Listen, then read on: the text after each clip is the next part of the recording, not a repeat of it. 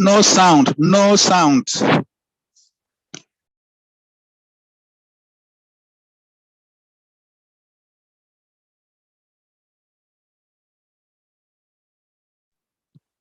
Unmute your mic.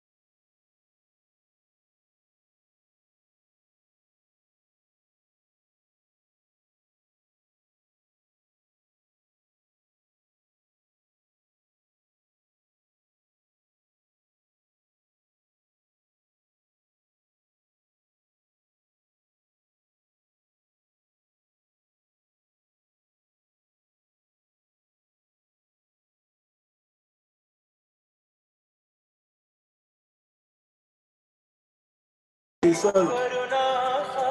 So I'm on it, sorry.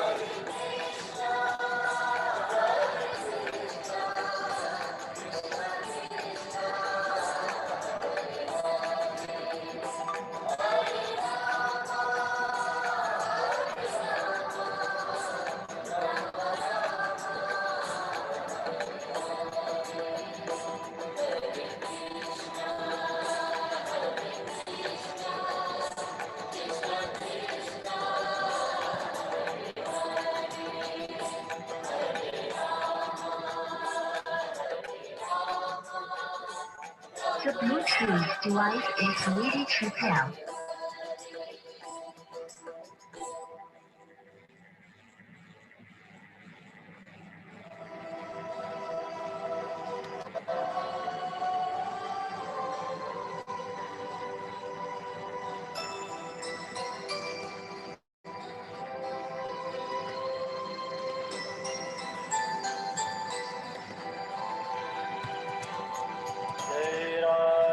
The Bluetooth device is connected successfully.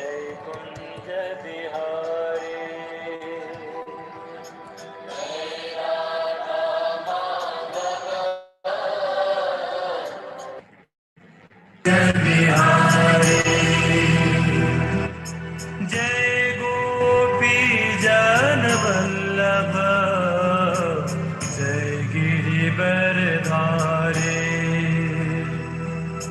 जय गोपी जन वल्लभ जय गिरिवरधारे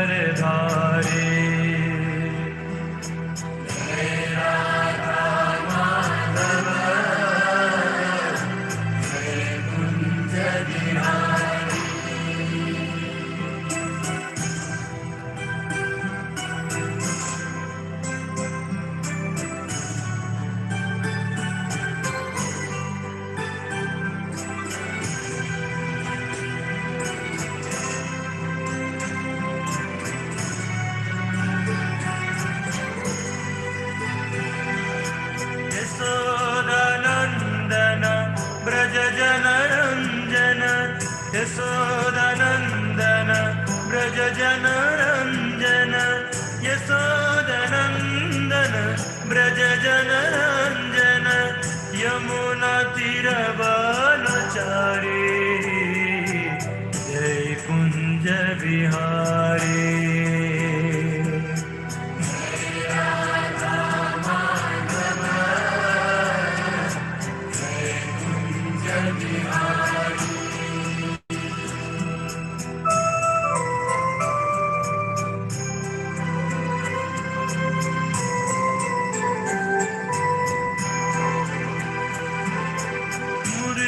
मनोहर करुणा सागर मुरली मनोहर करुणा सागर मुरली मनोहर करुणा सागर जय गोवर्धन धारी जय Kunj Bihari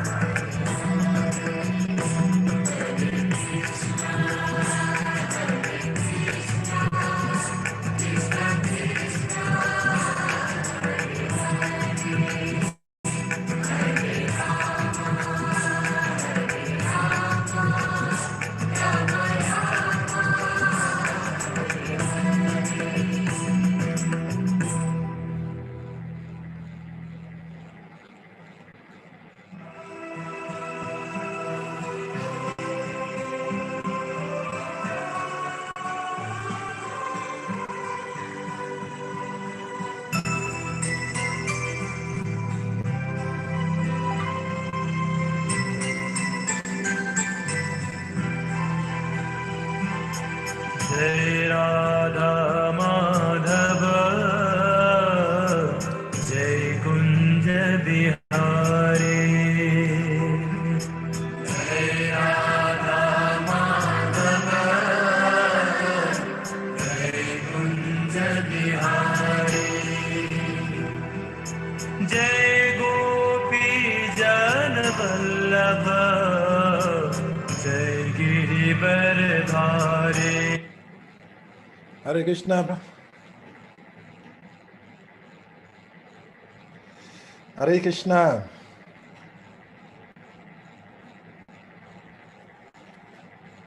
Advaita Krishna Prabhu ji.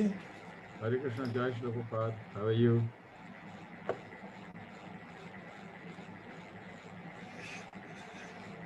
My respectful obeisances, Advaita Krishna Prabhupada. Come on. You're welcome. How are you all? I'm fine. So welcome to the class. Yes. So nice. With your permission, I think we can start now. Okay. So we sing. Madhava, Prabhupada Madhava, then we'll start after that. Okay, fine. Go ahead. Okay. Thank you.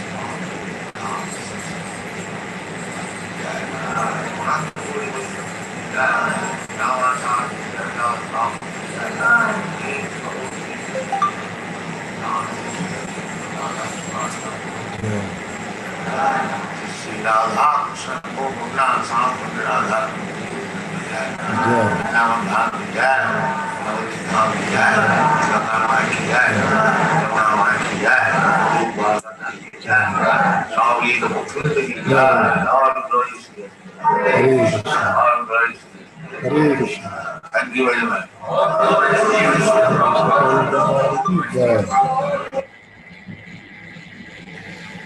Hare Krishna. Thank you so much. Hare Krishna. So, Sharika Prabhu, thank you so much. We can start now. So I can bring the text for the day on the screen. Or you want to recite the Mangala prayer first?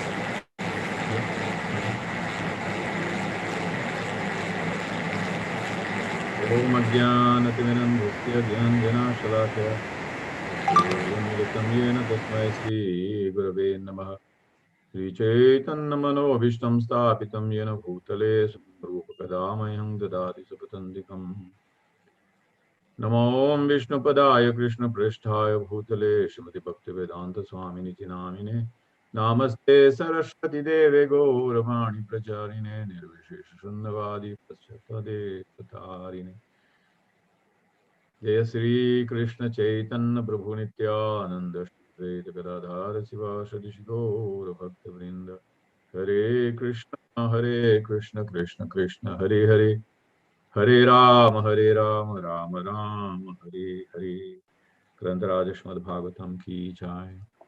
So you want to put the verse there, or I should just read? Yeah, the verse is here. Okay.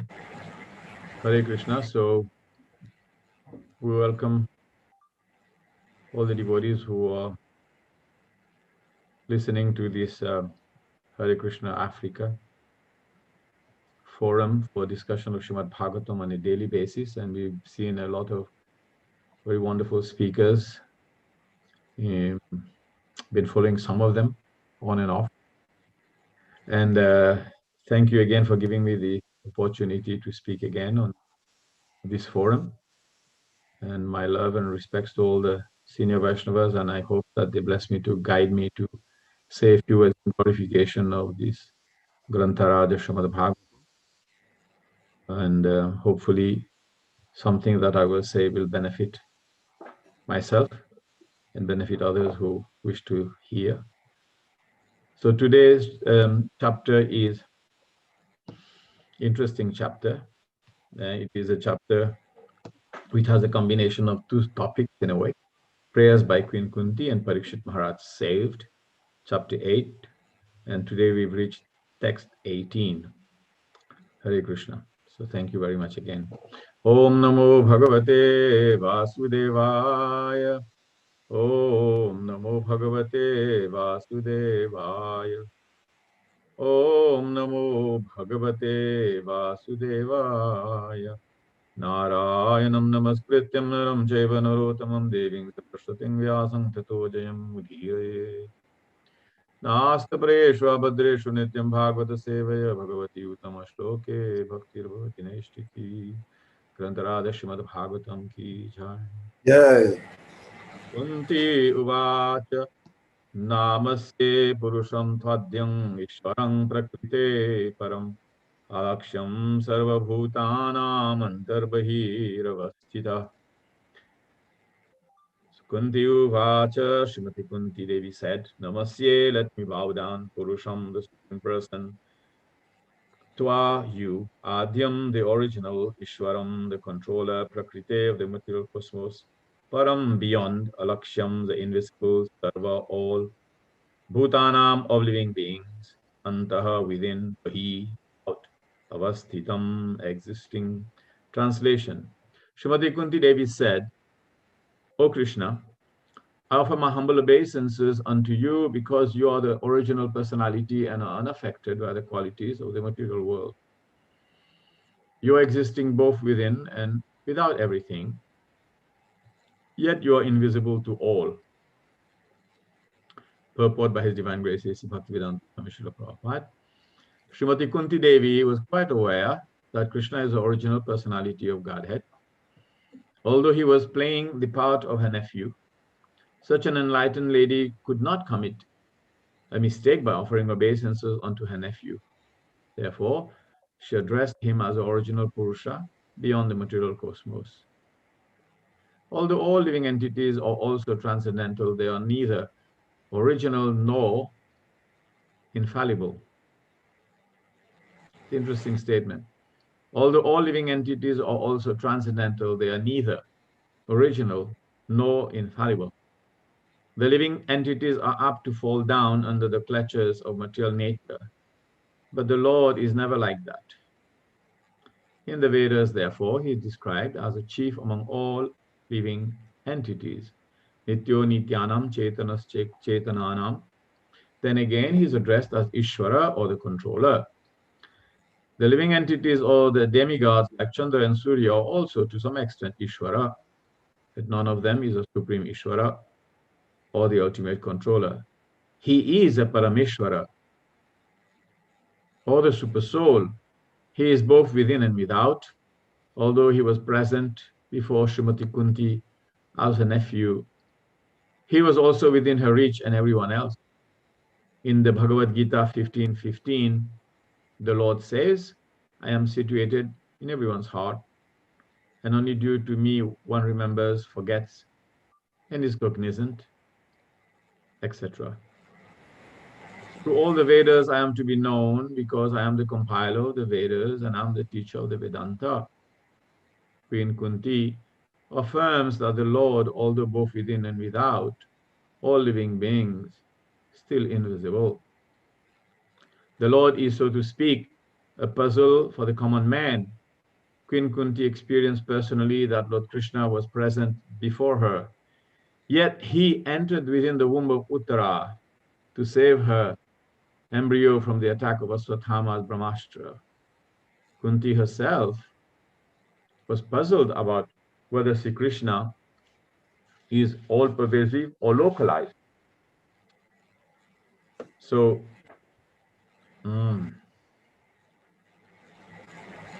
in fact, he is both but he reserves the right to not being exposed to persons who are not surrendered souls.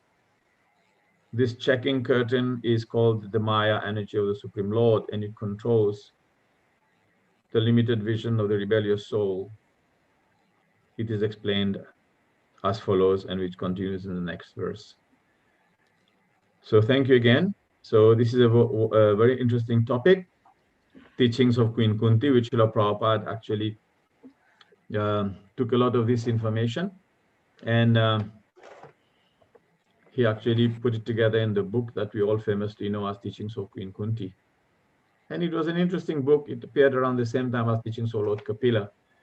And in the early days of Krishna consciousness in certain countries, those books were very, very important because they explained the elements of understanding of the absolute truth, the Supreme Personality of Godhead, from the Srimad Bhagavatam.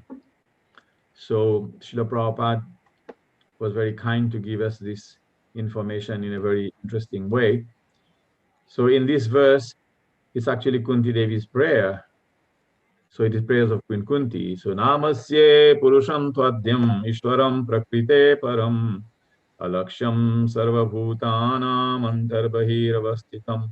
So this is a statement from Kunti Devi to Lord Krishna, and just as he was preparing to leave Hastinapur, Krishna got held back because Kunti Devi was there, and you have that famous picture also, you know.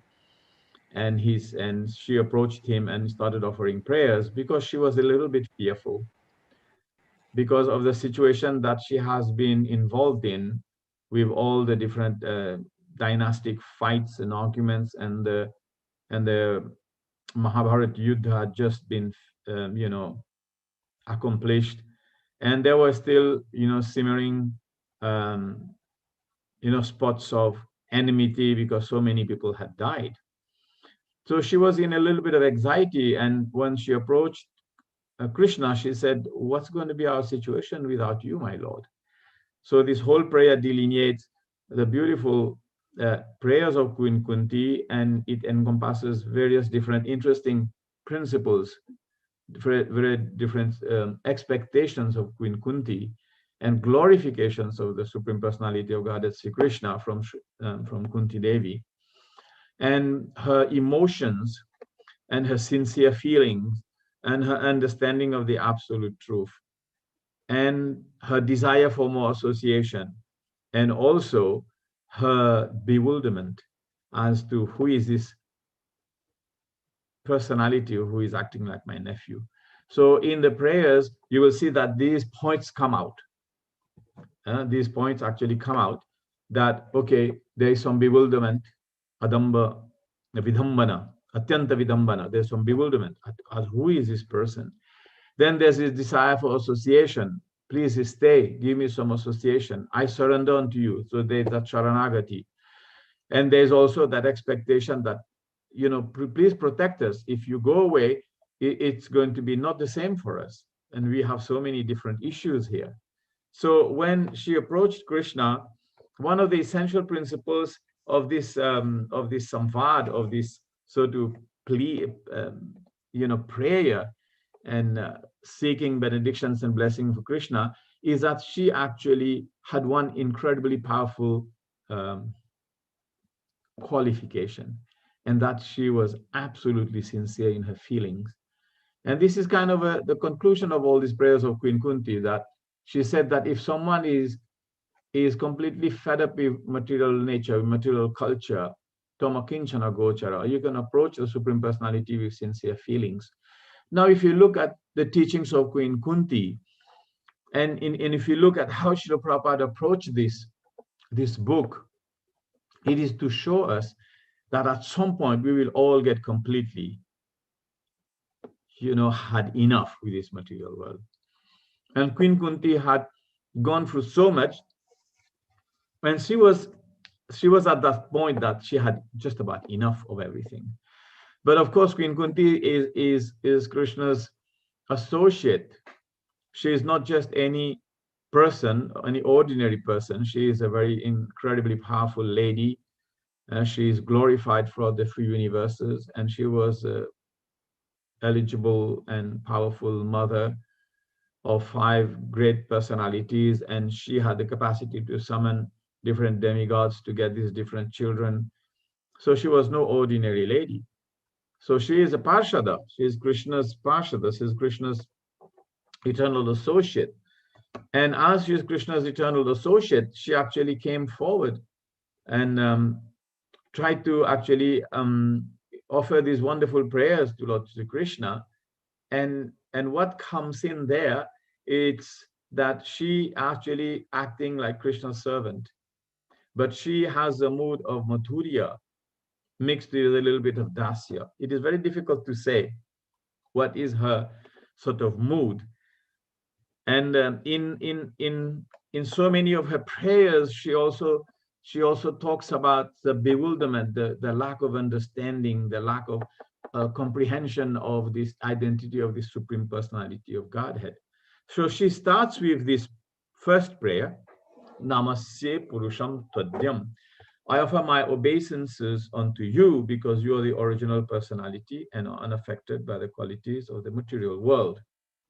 Of course, Krishna is the Supreme Personality of Godhead. So what happened? Does that mean that all these times Kunti Devi had no understanding that Krishna is the Supreme Personality of Godhead? How does his play, how does his pastimes play out for the Supreme Lord with his devotees, such as Arjuna or such as Kunti Devi or Yudhishthir and the other Pandava brothers?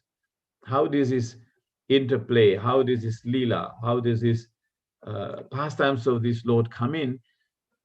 Srila Prabhupada famously points out that actually the relationship that Krishna wants to portray and the Leela that Krishna wants to perform and his appearance, his coming to this world has a certain function. Therefore, he kind of tweak everything into these positions. So yes, Kunti Devi is her auntie, his auntie, right? And he is nephew. So this relationship kind of comes to the fore. And like this kind of feeling, this sentiment, this relationship is more prominent. And on and off, whenever it need be, the Aishwarya or the divinity or the divine nature of absolute truth of Krishna comes in sometimes. Not always. Not always. And therefore, he can act within the confines of that family relationship, like he will treat Yudhishthira Maharaj as older brother, Jyeshta Brata. And he will treat Nakul and Sahadev as or just younger brothers. And Bhima and Arjun would be his friends on an equal level. But not always does these relationships always purely manifest as all of them are completely ignorant that is the Supreme Personality of Godhead. But it is, if you all meditate on this, it is incredibly difficult to explain how Krishna can, of course, it's not that difficult in the sense that it is Yoga Maya. Yes, we know that. That is like the subtitle. Okay, that's the action of Yoga Maya. But in effect, actually, how does that happen? How does it work out that at some point, they're offering obeisances to him and they understand, and Duryodhana is trying to capture Krishna and lock him up. And then he shows his power. And then as if nothing happened, and everything just goes back to normal, and it is a strife, it is a fight between the Pandavas and negotiations between them and the Kauravas and so on and so forth. But within all of that, this sentiment is distilled clearly in the mind, in the heart of Kunti Devi when she approaches with this prayer that is Namasya Purusham Tvadyam Ishwaram Prakrite Param. I offer you my obeisances because you are the original personality and unaffected. So because she is looking at herself and she is thinking how all the dualities, all the complications of this life, with all the confusion, all the wars, all the strife, all the conflicts, and all the different difficult situations that was so difficult for them all to reconcile, without the help of Krishna, was suffered and they were subjected to. And therefore she's understanding, oh, you are not affected by any of this, Krishna. You are the Supreme Personality of Godhead. So Vishwanath Chakravarti Thakur makes an interesting comment. And then he's saying that, but how did Krishna act when he heard that? Of course, Krishna, he knows, but he is also working under the supervisory also to speak, his own energy and acting in a particular way. So he acts like, oh, what are you talking about, Pua? What are you talking about, Auntie? So, but then he listens cautiously, very carefully, all the prayers. And in this one, he is addressed as a Supreme Personality. Therefore, she addressed him as the original Purusha beyond the material cosmos. So Prabhupada is saying that even though he is just like one of the various living entities who are there, and they are also all transcendental, but they are neither original nor infallible. So yes, all the jivas who are there, they are neither original nor infallible. There's two types of jiva in the world, and that is explained in the Bhagavad Gita. One is fallible and the other one is infallible. And in Triloki Gita, it is explained this point. So this is the fallible jiva, but he is neither, but he is the original Supreme Personality of Godhead. And this comes from Kathopanishad. Similar verse comes from Shweta Satara Upanishad, explaining Nityo Nityanam Chetanas Chetananam Eko Bahunam Yavidadati Kamam. Of all the living entities, he is a chief, he is a supreme living being. So Krishna is a living person. Krishna is a living person. He is a living being, but he is not just ordinary, he is the original and he's infallible. He's Adi, he's Achyuta, and he's Ananta. So Adwaita Achyuta Manadim Ananta Rupam Adyan Purana Purusham Navayovanam Cha Vedeshu Durlabam Adurlabam Atma Bhakto Govindam Adi Purusham Tamaham Bhajami. So it's beautiful glorification by Lord Brahma, that Krishna is not like anyone else. He's unique, Advaitam, one and only. Achyutam, pure, infallible. Anadi, he's original. Anantarupam, he has multifarious forms. Adyan, the first original person. Purana, the most ancient. Purusham, and person. Original person, Purusham. Adi Devam, so he says Adyan Purana Purusham Navayovanam Cha. But interestingly, he doesn't grow old like all of us. He doesn't have to suffer the modes of material nature, Kunti Devi is pointing out.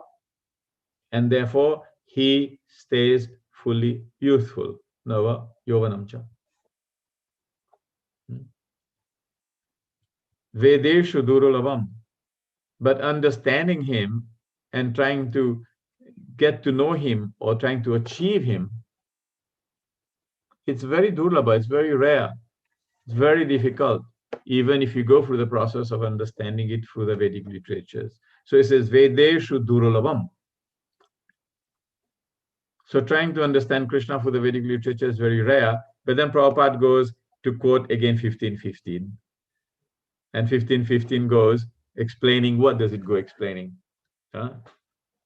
Sarvasya chaham ririshan nivishto matak smriti jnanam apohanam cha vedaischa sarverahameva vedyo vedanta krit veda vidyavacham. I'm the knower, I'm the compiler, and I'm the aim of the Vedas. But yet still he is to be unknown. Quite amazing. So he says, but Vedeshu Durlabam. So you can say this is like two contradictory statements. Krishna says, I'm the knower, the compiler, and the aim of the Vedas. And in this Brahma Samhita prayer, Brahmaji is saying, Vedeshu Durlabam, very rare, very difficult to obtain. Because in the prayers of Brahma, it is actually the Bhagavad Sampradaya, and it's actually giving the process by which we can obtain Krishna. And here in the Bhagavad Gita in 15:15, it is explaining the aim of the goal of the Vedas is to obtain him. So how do we obtain? Is everything okay, Salika Prabhu? Yeah? Right. Yes, this is a verse.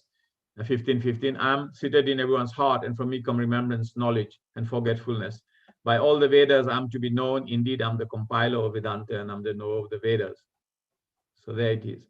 So adurlabam atma bhakto. But those who are atma bhakto means that those who are practicing this intelligent process of bhakti yoga, and they become lovingly inclined to serving the Supreme Personality of Godhead in devotional service. That's what is called Atma Bhakta. So he says, Vedeshu Durlabam Adurlabam Atma Bhakto. So Krishna is actually, only approachable if you are an Atma Bhakta. So Kunti Devi has that sincere, incredibly sincere feelings because of her situation that's been through. And these prayers are incredibly sincere. They're incredibly powerful and incredibly beautiful. So he says here, then again, he's addressed as Ishwara or controller. So yes, Krishna is addressed as Ishwara and controller. And he says, Ishwaram Prakrite Param. Prakrite means modes of material nature. Param means that he's beyond. So yes, Krishna is a supreme controller beyond the modes of material nature. So even though he is considered to be living entity. So then, the living entities or the demigods like Indra, Chandra, and Surya are also to some extent Ishwara, but none of them is a supreme Ishwara. So everyone has a little bit of controllership ability. Hare Krishna Maharaj. So everyone has a little bit of that controllership in them, and the demigods, they are given the responsibility to be universal controllers. So the living entities or the demigods like Indra, Chandra, and Surya are also to some extent Ishwaras, but none of them is a supreme Ishwara or the ultimate controller. I mean, this is becoming a known fact within our ISKCON world, and by dint of that is becoming something of a universal acceptable truth that has been presented by Srila Prabhupada in a very, very incredibly intelligent way. And if we kind of try to understand within the larger community of devotees who've been practicing Sanatana Dharma, or our eternal religion, from the point of view of it being based on the Vedas, and people are trying to study it through Gita and Srimad Bhagavatam and all these different ways of approaching Krishna's, and understanding the absolute truth. It hasn't been so evident that Krishna is a Supreme Personality of Godhead, even though so many statements abound. So this has been the magic of our Divine Grace, A.C. Bhaktivedanta Swami Srila Prabhupada. This has been an incredible magic that he has actually been able to.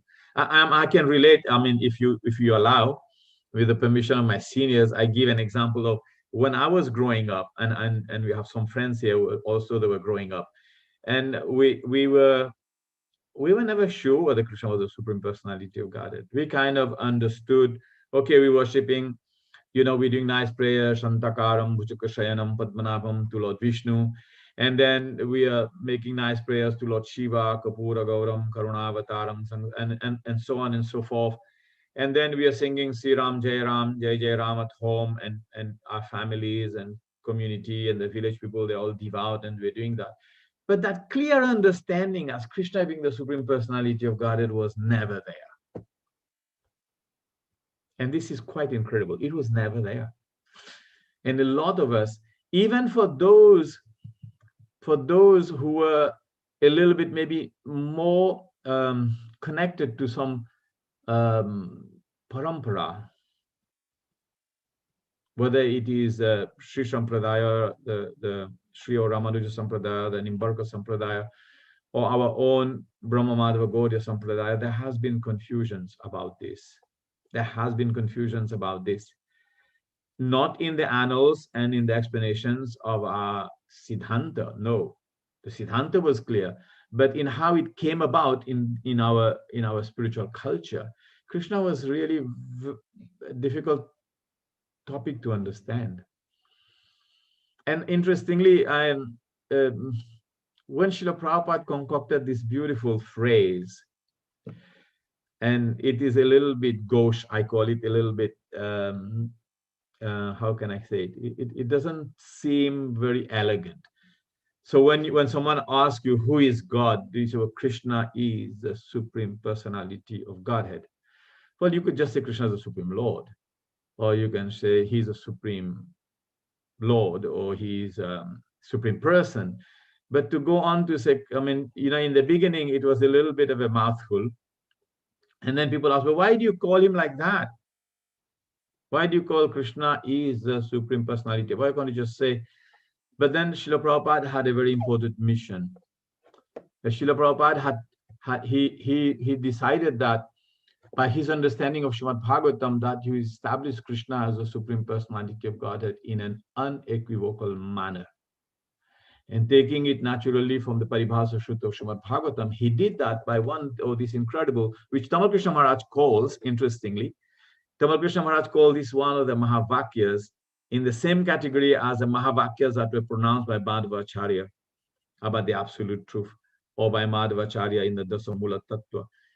That he decided that his great utterance, or even greater utterances like some of the Vedanta Sutra aphorism, Atato Brahma Jigyasa or Janmadya Sayata, these are great utterances that encapsulates an incredible amount of knowledge about the supreme absolute truth that are decoded, presented, commented, and presented to us by the great acharyas. Srila Prabhupada decided that he's going to make that verse, that incredible sutra, Krishna, the supreme personality of Godhead. And Tamal Krishna Maharaj, he explains this in his thesis in the Cambridge University, that this is one of the great Mahavakyas, one of the great utterance of the 21st century. So that is starting from that in our early years of Krishna consciousness.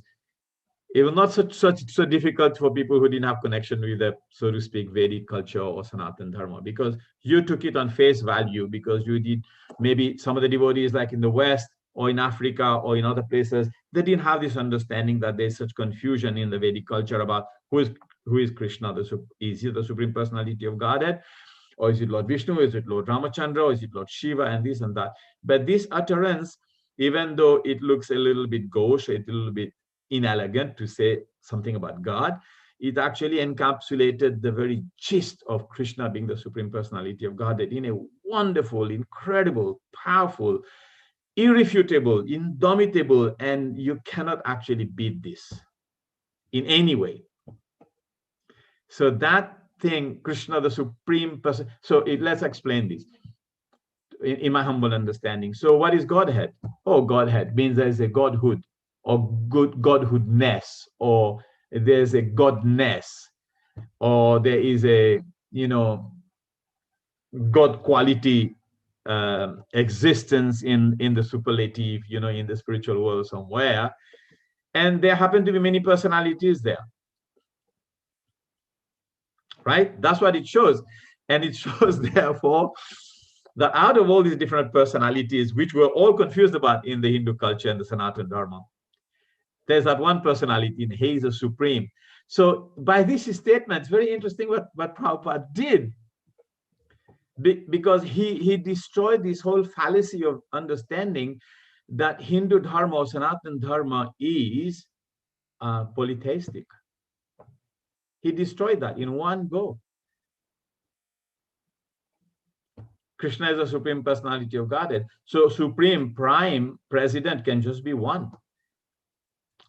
So of the different personalities in Godhead, Krishna is the supreme personality of Godhead. And of course, that first statement from there actually did come from Jiva Goswami commentary on the Paribhasa Sutra 1328 of Srimad Bhagavatam, Ete Chansakalaha Pumsas Krishnastu Bhagavan Swayam Indrarivya. So, that he says that Krishna is the origin of all the different incarnations, and very, very detailed explanation of it is in Lagu Bhagavatamrita. But in how Prabhupada actually concocted that phrase, put it in usage, had it translated in 70 different languages, and put it in all the books that all the people connected to the Hindu Dharma, so to speak. And then there was no argument after that. So what an achievement. One sentence, one phrase, gauche and inelegant, but did the job. Right? So Krishna is the supreme personality of Godhead.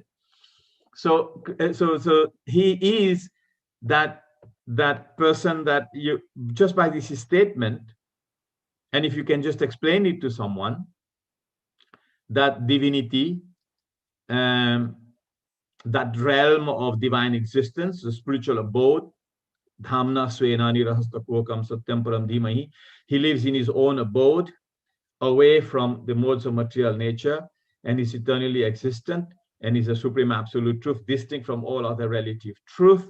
That supreme person is the supreme personality of Godhead. He is a supreme Lord. It becomes clear.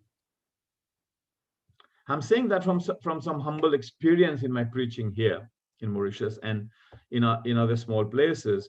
It's because this helped us, because it left no doubt after that Krishna is the Supreme Lord. There was no doubt left. And there was no need for any further explanation. Just explain that verb and sentence. So I would humbly request devotees who see this as a very interesting innovation by His Divine Grace A.C. Bhaktivedanta Swami Srila Prabhupada, to please read the PhD thesis of Tamal Krishna Goswami Maharaj. He talks about Srila Prabhupada, a living tradition of bhakti theology, and he explains about how Prabhupada came about this. And it's a fascinating reading. It has a lot of annotations and a lot of bibliographical references because it's a PhD thesis, but it makes very good reading. And it actually is very, very interesting.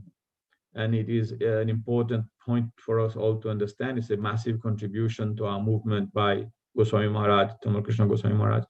So it's a wonderful thing. And I feel that was so incredibly powerful. So here, when it says that he's a chief among all living entities, and Katha Upanishad can do best describe Nitya Nityanam Chetanas Chetananam, and Srila Prabhupada did even better than that.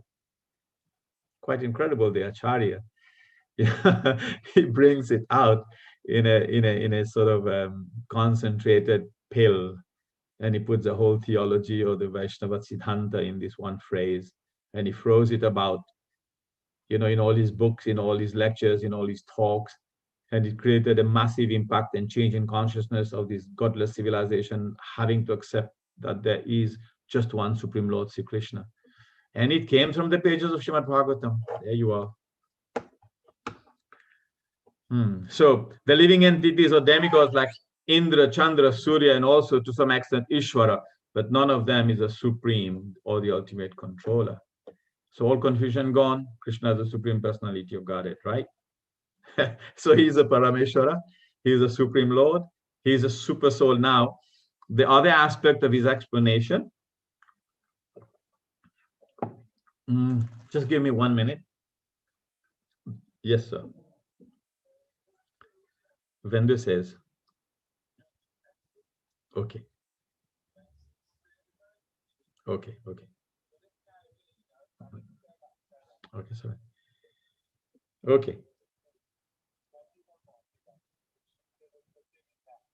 Okay. Hare Krishna.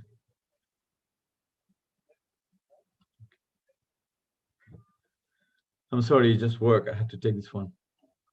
So now the second part of this understanding is Krishna is the supreme absolute truth, supreme personality of Godhead. Here now he's saying that he's both within and without. So this is more referring to Krishna as being the localized aspect of the supreme personality of Godhead. This is naturally coming from the first canto of Srimad Bhagavatam, where it says that the supreme absolute truth can be perceived by the transcendentalist in 3 different stages. Vadanti tat tattvavidas tattam adhyanam advayam brahmeti paramatmeti bhagavaniti sabdyate. So the second aspect of the supreme absolute truth. So in this purport, Prabhupada is saying that Kunti Devi could see him within and without, and is giving a very beautiful example of that within and without, because he saw Krishna there standing in front of me when Subhadra was running towards Krishna and saying, please save my daughter-in-law, right? Uttara and her child, because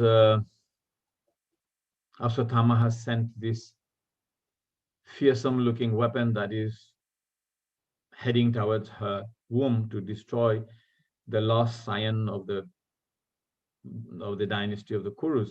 So then when he perceived that, and Kunti Devi was right there, and they made this beautiful prayer, Mahabahao, Mahabahao, oh, mighty armed personality, please save us. So then Krishna actually, they kind of understood that how he managed to do that. He got this Angushta Matra Sarira, he's like this size, this Pradesh size, which is the distance between this, forefinger and the thumb. He's in that size of a personality, enters into the womb of Uttara in a mystical way, nothing to do with interfering in the physical body, entered there in a completely mystical way, and he started circling and trying to reduce, protect, and minimize the harm that was likely to be done to Parikshit Maharaj, who was in the womb of Uttara. So then Kunti Devi is saying prayer, he said, you're within and without. That's what kind of referring to, because they saw him within and they saw him without. And therefore this is bringing bewilderment. It's just hard to understand you. Atyanta Vidambana. So then, so he said, in the Gita, he said, he's situated in everyone's heart. Right, we understand he's situated in everyone, so he's within. But he's without. So that is his personal expansion as Paramatma, as the super soul, that he can be localized. And by being localized, once I think one devotee asked Prabhupada, how do you explain this about Krishna being within and without, and what is the importance of his being within our heart and being situated at Paramatma? He said, because he coordinates all the functions of the living being. And without him being present, everyone will act completely out of sync, and everyone will just be acting silly. And so therefore the functionality of each of the created bodies in proper synchronization of their purposes, in proper pursuit of their goals and achievements that they're meant to obtain, is done by the presence of Paramatma. So Paramatma, the Supreme Personality of Godhead in his localized form, he does that incredible function.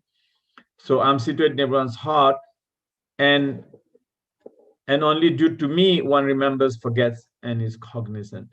So it means that the element of mind, intelligence, and ego, they are just inert matter. And this inert matter is energized by the jiva, by the living soul, by the living being. But even then, the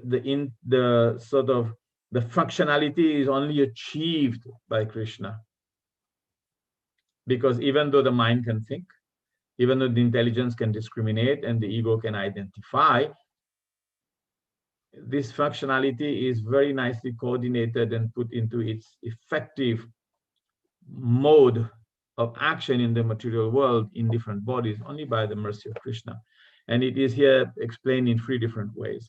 It is explained that he helps everyone remember, and he helps everyone to forget, and he helps everyone to have knowledge. So these 3 functions are achieved by the Paramatma within.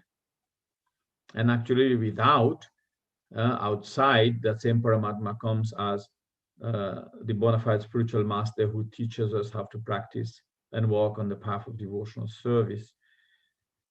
So let me carry on reading this next part.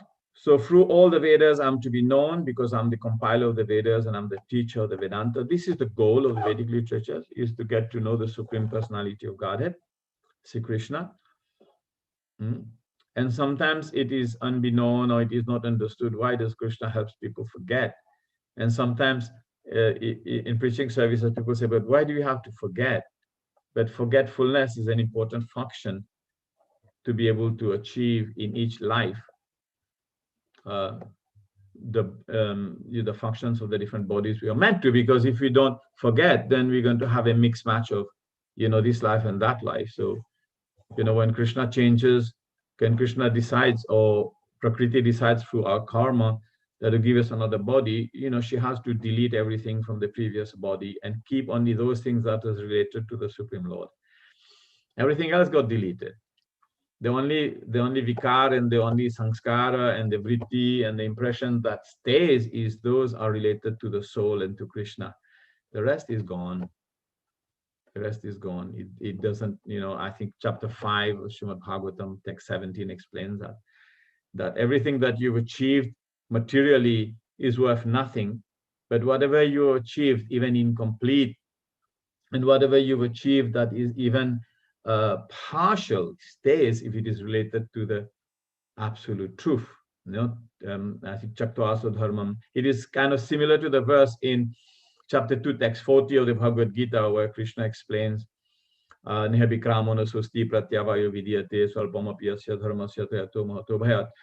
no loss and diminution in this endeavor, and little bit of progress will save us from the greatest kind of danger. And in that purport in 240, Prabhupada quotes that verse in 1517 of the Srimad Bhagavatam, which says this, what I'm explaining, paraphrasing, Chaktva Dharmam Charanam Bhuchang HARE Bhajana Pagvota Tateto Yadi. Like that the even if it is bhajana pakva, all our progress in devotional service incomplete will actually be left and secured and protected by the Supreme Personality of Godhead. Everything else is deleted. So Krishna is saying, I do that work of making you forget. I do that work of deleting it. So Queen Kunti experienced personally. So Queen Kunti affirms that Lord, although both within and without, all living beings is still invisible, the Lord is, so to speak, a puzzle for the common man. So Queen Kunti experienced personally that Lord Krishna, so it was a puzzle. Krishna is within and without, but how can we can't see him? It's quite interesting. How because actually Krishna can only be approached by the pure devotee. So we get to see Krishna through the eyes of the pure devotee, or through the words of the pure devotee. He sees directly Krishna. He understands. He understands him by the process of hearing and also by seeing him, because he's Tattvadarshi. He has seen the truth. For him, it's not like us. He's Tattvadarshina. He has taken darshan of the Supreme Absolute Truth. So he knows, he sees, he understands, and he presents the Supreme Absolute Truth to us. And that's the only way we can understand him. So yes, he's in and out. And sometimes when you come to these topics and Krishna is saying, it's a secret, it's confidential, and so many times this is explained, but it's like an open secret. It is there and it is explained. Oh, this is a secret. Come on, it's in the book, it's black and white. How come it's secret? Because the key to that is being held by the pure devotees and the spiritual master. That's why it's a secret. So you can come in front of the door, you can come in front of the treasure, it still be locked away from you, because the key is not there for you to just use and open. You have to go to the spiritual master and to the devotee, and he gives you the key to open it. So that's why it's a secret. So I finished this here. So Queen Kunti Devi experienced personally that Lord Krishna was present before her, yet he entered within the move of Uttara to save her embryo from the attack of Aswatthama's Brahmastra. So Kunti herself was puzzled about whether Sri Krishna is all-pervasive or localized. So that puzzle was there. And in fact, he's both. And that explanation is that Vadanti Tattavidas verse, that Krishna is both. He's within, he's without, and he's also personal, and he's also the full manifestation of all these different and diverse energies. So this checking curtain is called the Maya energy of the Supreme Lord, and it controls the limited vision of the rebellious soul. So yes, the rebellious soul, even though within, without, is present in so many multifarious ways with different energies. As a person, as a person with all his abilities and opulences and beauty and riches and fame and glory, we still cannot see him. And he's present inside as Paramatma, outside in the form of all his instructions, and also outside for non-devotees in the form of insurmountable death, in the form of time. Paramatma manifested externally as time. You cannot even see that if you're not devotees of Krishna. And then on top of that, he is also that unmanifest energy Brahman and multifarious manifested energies who are his servants all the different energies through which he does all his activities. So it's a complete theology in that Krishna is the Supreme Personality of Godhead, and Kunti Devi is explaining and offering obeisances to him. So thus checking this curtain is called the Maya. So this curtain of Maya, which pulls and covers a living entity, it stops him from understanding Krishna within, without. Krishna is all-pervading, and Krishna also localized, and Krishna also the Supreme Lord. Because if the soul is not surrendered and is not willing to surrender to the pure devotee and approach the devotees to get that understanding and open the key, there's no way we approach Krishna. So thank you so much for giving me this opportunity. And thank you so much for being kind upon this useless soul. So I'm just so happy to give that small discussion talk. And hopefully we will have many more sanghas and meetings and get inspiration. So if there are any questions or comments, welcome any comments for my senior friends and Vaishnavas. And also if any questions, we may attempt to answer. Hare Krishna. Thank you very much. Thank you so much for this wonderful. What a beautiful way to start the prayers of concurrency in this chapter. Like we said in the beginning of this chapter actually features two main topics, and this particular verse is the beginning of the prayers of concurrency, and what a wonderful way to present it. Thank you so much. We're very grateful for the sharing of the realization. I've not seen any question answer up for question, but I have a question. And in the course of your lecture, you were explaining how Srila Prabhupada, with his superlative way of presentation, was able to present the Supreme Personality of Godhead without considering the limitations of the Westerners. And I'm wondering, because in our experience in preaching, sometimes we want to compromise the presentations of Krishna philosophy just to make it understandable to the audience. So, but Srila Prabhupada's style of presentation is such unique that, and that happens also when ISKCON was to be registered, he said it should be International Society for Krishna Consciousness. So what is the secret in between presenting and having the potency on the listener? Yes, because he is very clear. Prabhupada is, the potency comes from the fact, if I understood your question properly, he understands very clearly without any confusion, Krishna is the Supreme Personality of Godhead.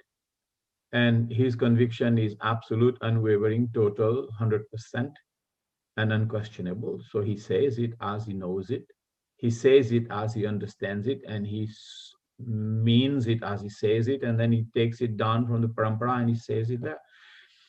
So that's the potency, I think. And also there's an interesting history. And lately we've been reading Srila Prabhupada Lilamrita first part. And an interesting sort of Leela of Srila Prabhupada, when he was staying, around that time when Srila Prabhupada was translating Srimad Bhagavatam from 1956 onward to 1962, 64, around that time, when he was staying in Radha Damodar temple. And there's one Hirdayananda Pandit next door to the temple. He was saying that Srila Prabhupada would wake up in the middle of the night and you'd sweep the floor of Radha Damodar courtyard, and there is a Samadhi of Jiva Goswami and Rupa Goswami. And you'd cry at night and you'd pray to them, give me your mercy, give me your mercy, give me your mercy. So as we study a little bit Srimad Bhagavatam on a continual basis, we understand that the 6 Goswamis of Vrindavan had very clearly explained this principle of Krishna, the Supreme Absolute Truth, the Supreme Personality of Godhead. But even though Bhakti Siddhanta Saraswati Thakur and Bhakti Vinod Thakur had also the same Siddhanta, and there was no confusion in their treatment of the teachings, I think Srila Prabhupada went that further 100 meters than everyone else. And it's not to say that the Acharya can present in his own way, and he did. And he demarked himself and the philosophy he presented to be accepted universally. And he did not, like Bhaktisiddhanta Saraswati Thakur, he used the word Supreme Lord or the Supreme Person. And the same as Bhaktivinoda Thakur, he went that extra mile. He went that extra, and he kind of took that Paribhasa Sutra of Srimad Bhagavatam, literally from the teachings of Tattva Sandarbha and everything, and he put it in words, which was unequal. And therefore, I don't know whether it answers your question, but I think that's what he did. Yes, please. Perfectly answers my question. And because of his own conviction, his realization, I think that was the key. Because we grew up with confusions. Even though we were, so to speak, even some of the Vaishnavas or the devotees of Krishna or people who were connected to certain line of paramparas, they had some confusions.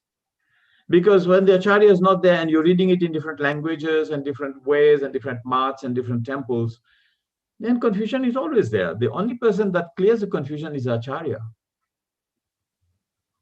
Absolutely. Isn't Thank you it? very much. Yes. He's the one who clears the confusion. He's the one who straight line everything, No one else can do that. Yeah. Absolutely. Thank you so Thank much. you. Yeah, I have a question from Hare Krishna Das. Hare Krishna Das, Prabhu, please kindly. Yes. He's my friend from Mauritius. He's living in north of, in the glaciers of Norway or somewhere. Hare Krishna, Prabhuji, please accept my humble obeisances. Jai Shri Prabhupada. Jai, and all the devotees, assembled devotees.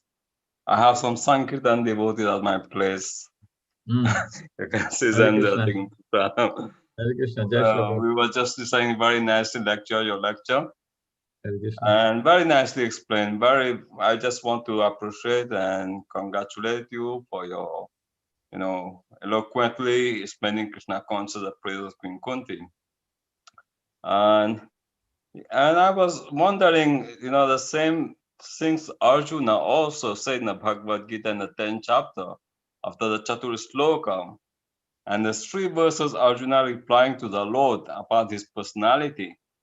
And then the 14 verses say that even the demigod and demon cannot understand you. So the point is that, to understand completely the Lord is not possible for any living entities. And I just finished reading Srimad Bhagavatam, and the famous verse where the prayers Sutta Goswami is praying, and Yam Brahma, Varunda, Rudra, Maruta. So the sloka in the end also he said, even the demigod and the demon cannot understand your personality. So the conclusion is that Jiva, he can understand Krishna in certain level, but to understand him completely, and that would be impossible. And that's the conclusion of Arjuna. And here Sutta Goswami is practically ending of Srimad Bhagavatam, and he concluded that sloka. So Brahma, Varunendra, Rudra, Maruta, Astunvanti, Dibbya. Beautiful. Yes. So in the both sloka, we can see in the end they concluded that the living entities, when we come to living entities, there's Sura and Asura. So that is completely the whole all living entities. So certain level of understanding Krishna consciousness will be there.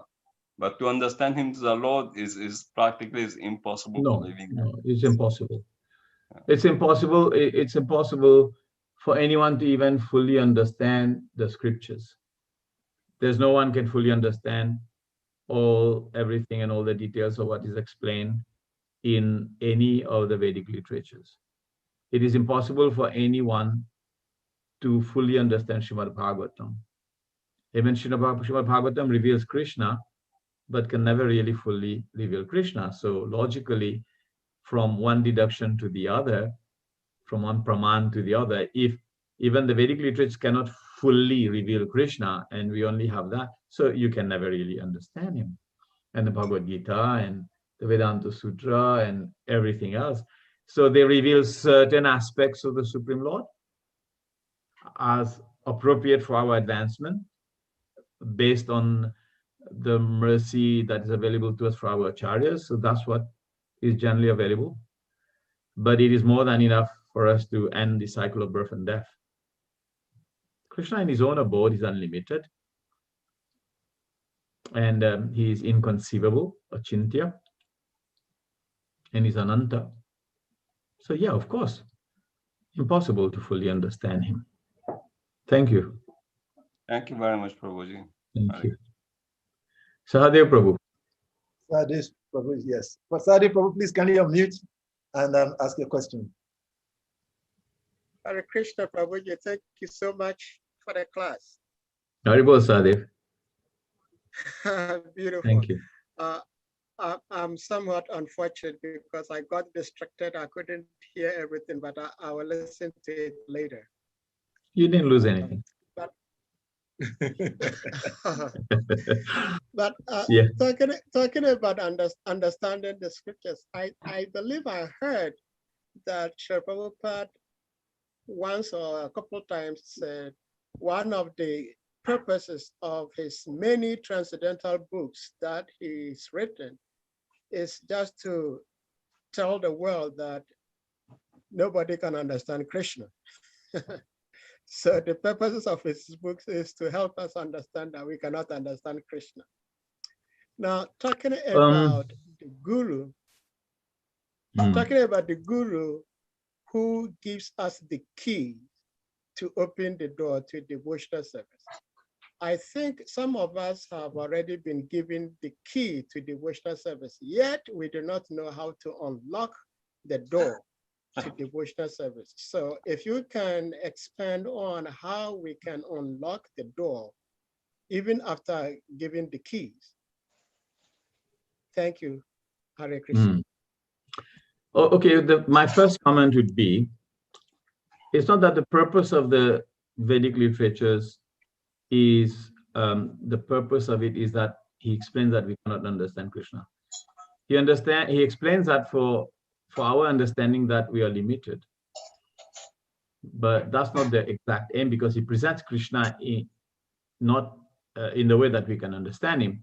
And each of these literatures, whether it is the Gita or the Srimad Bhagavatam or the Nectar of Devotion or all the different granthas we have, they go through these 3 steps of Sambandha, Abhideya, and Prayojana. Each one of them shows our Sambandha relationship, the process of understanding it, and also the goal for understanding it, the Prayojana. So in our Bhakti Shastras, which we are specifically talking about the Bhakti Shastras, because of course we're not interested with others. In the Bhakti Shastras, the aim, the goal, the Prayojana is Bhakti, is devotional service. And therefore it goes through the 3 steps of understanding Sambandha, Abhideya, and Prayojana. So Sambandha means our relationship with Krishna. Clear understanding of that is established in our scriptures. And therefore the process of devotional service, the number 2, the Abhideya, Gyan, and thirdly, the Prayojana, the fruits of the process of approaching the Shastra or approaching the spiritual master or approaching the process of devotional service, which is for us to obtain the lotus feet of the Supreme Personality of Godhead. So I cannot read in between anything else except that we have to just follow the process, understand our relationship, and why the relationship is behind the veil, a curtain, like it is said. It is because we've been wanting it to be like this, that we've been identifying ourselves with the modes of material nature and the body and everything else related to the material culture. And therefore it remains a curtain, and the process is to unveil. So the secret to that is we have to grow in Krishna consciousness and feel that everything else is only doable for us by the mercy of the devotee. I feel that's my humble understanding. If you get the mercy of the devotee, say for example, if we end up our life thinking, as Hare Prabhu, if we end up our life thinking and feeling at the time we're leaving this body, that the only regret I have, my Supreme Lord, is that I did not serve the devotees enough. That's my only regret. That's the only conception I want to have impregnated in my heart and mind, that I tried, but I could not serve your devotees enough. I think that would be a key. That would be a mindset. That would be a feeling that we have to grow up with, and to think that I could not serve the devotees enough. I didn't serve my spiritual master enough, and all the associated devotees who were with me, I just could not serve them enough. And I think that feeling of humility and dependence on that important aspect of devotional service in itself is a key to open everything. Thank you very much, Prabhu. I have another question, since there is no other answer for now. In the course of the lecture, you mentioned how Srila Prabhupada, the pre-days before the start of ISKCON, the late 50s stroke early 60s, when he was translating the Srimad Bhagavatam and narrating, how Srila Prabhupada at the Radha Damodara temple, how he would sweep in the night and cry. And I've had this first time a few other times, and crying at his own level of realization for Krishna. So that brings my mind to the question that, before that question, we've also seen that the one unique character or traits of pure devotees is that they always pray, glorifying Krishna. So the question is that we've been given the initiation, we've been given the process. No, cannot be tomorrow. Sorry, let me meet that. Okay, I just noted that. Okay, Yeah, I couldn't hear the question clearly. Yeah. So how do we develop the mood of praying, act with our heart to be able to attract the attention of Krishna? We've been given the key. The 9 processes of Bhakti tells us, and then the prayer is so much emphasized. How do we internally, sincerely from the heart, be able to actually pray and get the attention of Krishna? Yeah, I think Kunti Devi gives that.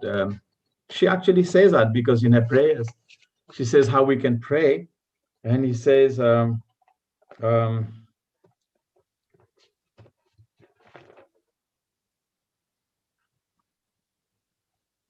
trying to get the verse, and he says, here is the answer to this, and it says, Janma Aishwarya Shruta Shibir Edamana Madha Pumam Nevarati Abhitatum Vaitam Akinchana Gochara. My Lord, your lordship can only be approached, but only by those who are materially exhausted. One who is on the path of material progress, trying to improve himself, a respectable parentage, janma, aishwarya, material opulence, shruta, high education, and shribhir, right? And shribhir meaning bodily beauty. That person cannot approach you with sincere feelings. And he says, Tomakinchana Gochara. So at the end of some part of the perfection of that prayer, she explains that when we become completely materially exhausted, that is, if you're on the path of trying to improve our life and try to be someone and have a foot in the material world, and having to, improve ourselves by high parentage, getting a better birth, or improving this birth, or trying to improve ourselves with material knowledge, shruta or shribhir, improving our bodily features, or even being this and that in this world, then we cannot approach Krishna with sincere feelings. So the idea of being Tomakinchana Gochara, materially exhausted, is a sine qua non. It's a requirement for us to be able to approach him, and in that, you see, it's not a question of Shalika Prabhu. It's not even a question of prayer or what we say. We can say the most, silly and stupidest thing to Krishna. But the thing is our consciousness and our sentiment and our sincerity of that feelings. And if you say the darnest thing to him, about, Krishna, but you have that sincere, incredible feeling because you do not want anything in this material world, there's no way Krishna is not going to hear you out. So it is not just the form of the prayer, it is a substance of the feeling. Thank you very much.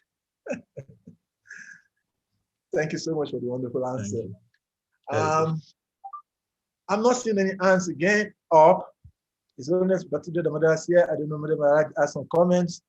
We'd love to hear Maharaj's comment. If Maharaj is here. We'd love to hear from my dear most and senior friend.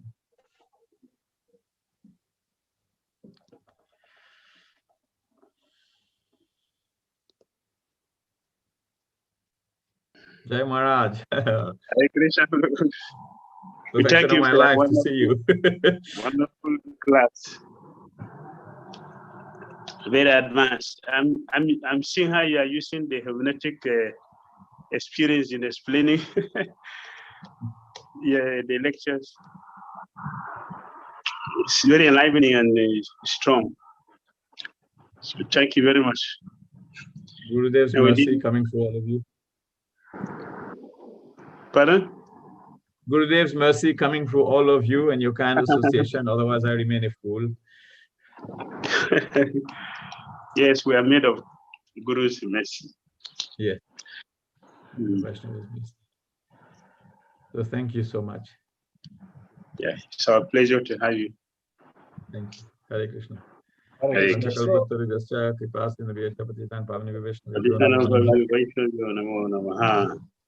So I will request all of the devotees to please kindly unmute themselves. Let us chant loudly one powerful Hare Krishna mantra to appreciate Advaita Krishna Prabhu for this wonderful class. Hare Krishna, Hare Krishna, Krishna Krishna, Hare Rama, Hare Rama, Rama Hare Rama, Hare Hare. Thank you very much. Hare Krishna. Thank you so much. Hare Krishna. Jai.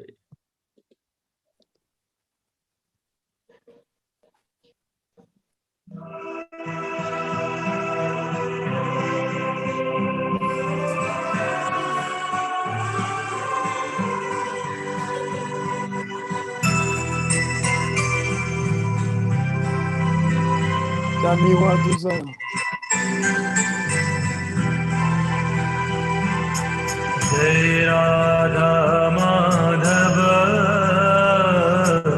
Jai Kunja Bihari Jai Radha Madhava Jai Kunja Bihari Jai Gopi Jan Vallabha Jai Girivardhari Jai Gopi Jana Vallabha Jai Girivardhari Jai Radha Madhava Jai Kunja Bihari